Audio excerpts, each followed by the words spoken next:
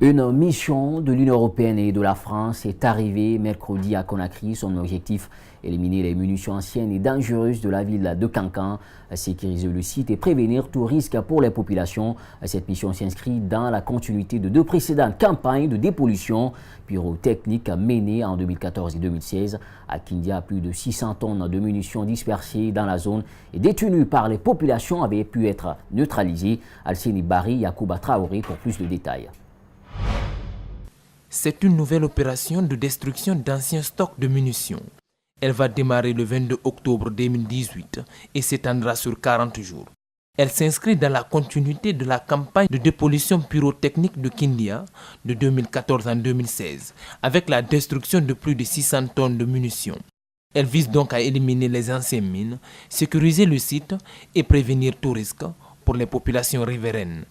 La présence à Kankan de zones d'enfouissement de plusieurs dizaines de tonnes de munitions constitue en effet un risque majeur pour la population.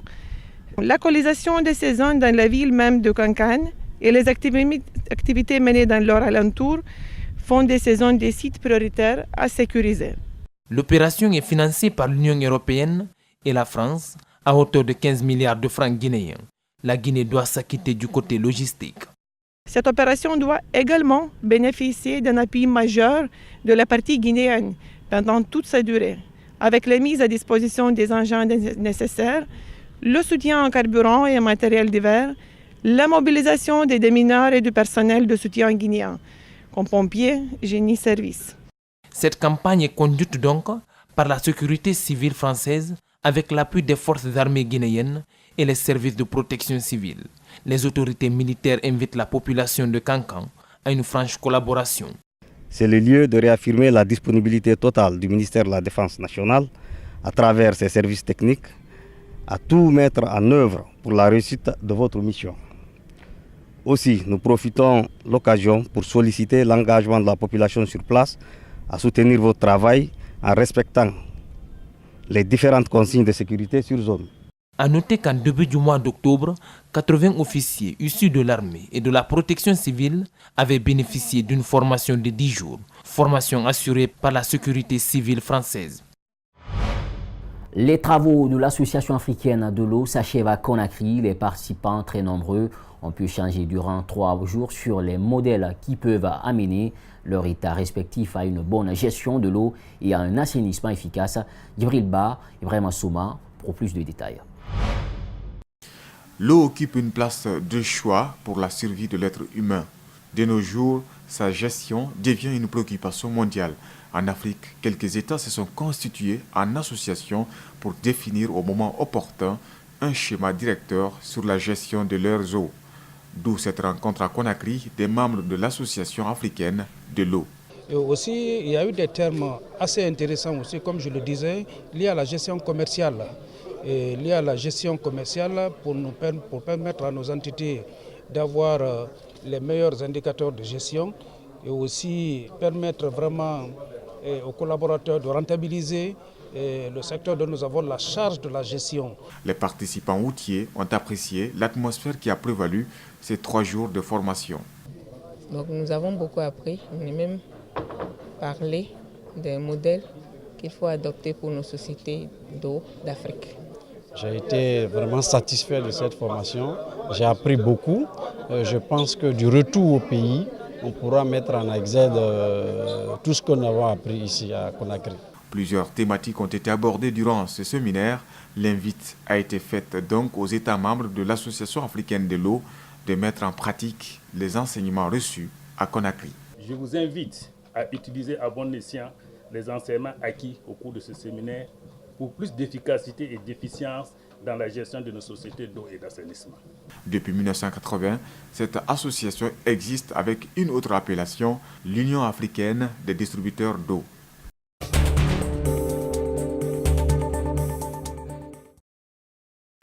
Sur le continent, retrouver les vibrations africaines, c'est le souhait de la star ivoirienne du reggae Tikendia Fakoli qui réaffirme son panafricanisme en enregistrant son prochain album dans le studio Flambant Neuf qu'il vient d'installer dans le quartier populaire de Yopougon d'Abidjan. C'est un élément de nos confrères de l'AFP.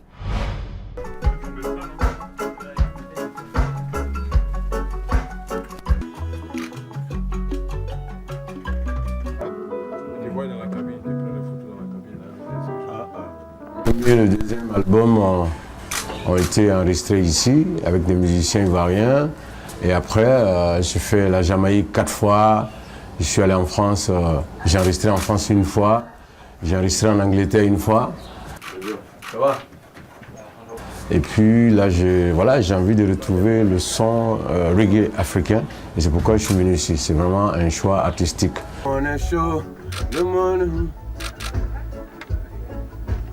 C'est important d'investir en Afrique parce que je veux contribuer au développement du continent africain. Je chante l'Afrique, je défends l'Afrique et il est important que je pose des actes concrets.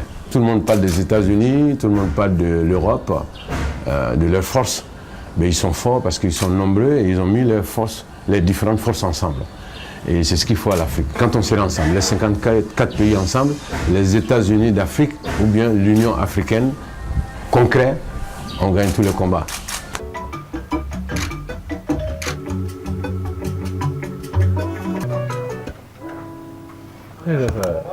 Ça fait un peu big Wolof, non? Sur le plan international, la monnaie mobile au cœur de l'économie du Somaliland dans la République autoproclamée du Somaliland, où la population se méfie du système bancaire, la monnaie n'a quasiment plus aucune valeur. Le règlement des petits achats au quotidien se fait par téléphone grâce à un portefeuille électronique mis en place. Suivez. Pour acheter sa boisson fraîche, Abdi Hakim Osman n'a pas à sortir de monnaie. Pour payer, son téléphone suffit. Bienvenue au Somaliland où la modernité côtoie le dénuement. Ici, quasiment tout le monde utilise Zahad, un portefeuille électronique. Nous achetons tout avec des shillings du Somaliland avec notre portefeuille mobile. Vous devez d'abord déposer des dollars sur votre téléphone, puis vous les échangez en shillings du Somaliland et après vous pouvez faire vos achats en monnaie locale. Vous pouvez déposer 10, 20 ou 30 millions de shillings. Le pays a sa propre monnaie, lancée en 1994, mais aujourd'hui elle est complètement dévaluée. Même des poches pleines ne suffisent pas pour faire de simples achats. Dans les rues d'Hargeisa, il est très commun de voir ces courtiers avec des mètres cubes de billets. Pendant les 3 premières années, $1 américain valait entre 7 500 et 8 000 shillings somalilandais. Maintenant, c'est 10 000 shillings. Le Somaliland, qui s'est déclaré indépendant du reste de la Somalie en 1991, mais n'est officiellement reconnu par aucun pays, n'a que 2 banques. Et la population se méfie du système bancaire. La population ne dépose pas son argent dans les banques gouvernementales parce qu'elle ne leur fait pas confiance. Ils préfèrent le déposer dans des banques privées ou sur leur portefeuille mobile. Et c'est ce qui a contribué à la dévaluation de la monnaie et par conséquent rendu le dollar plus fort. Aujourd'hui, Zahad compte 850 000 utilisateurs, soit un quart de la population. Les détracteurs de ce système s'inquiètent du manque de régulation. La monnaie mobile n'est pas contrôlée par la Banque centrale. Pour d'autres, cette nouvelle économie d'apparence moderne leur donne l'espoir d'une reconnaissance internationale. Voilà, c'est la fin de cette édition d'information. Merci à toutes et à tous pour l'attention. Merci à Gibril Kabak Kamara au niveau du cadrage.